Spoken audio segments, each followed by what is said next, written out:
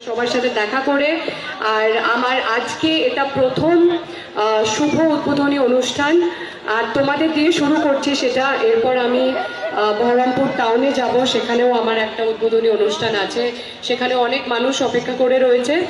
আমি তোমাদেরকে এটাই বলবো যে আমরা সারাটা বছর পরিশ্রম করি, ছবি তৈরি করি সবাই মিলে, সেখানে একা আর্টিস্ট যারা তাদেরকে দেখা যায় বড় পর্দায়, কিন্তু তার পেছনেও 100 থেকে 150 জন কাজ করে প্রত্যেকটা ছবিতে। তো প্রচুর মানুষের ঘর চলে, পেট চলে আমাদের ইন্ডাস্ট্রিতে, তারা কাজ করছে এত বছর ধরে। আর প্রত্যেকটা ছবি তৈরি করার একটাই কারণ, তোমাদের মুখের হাসি।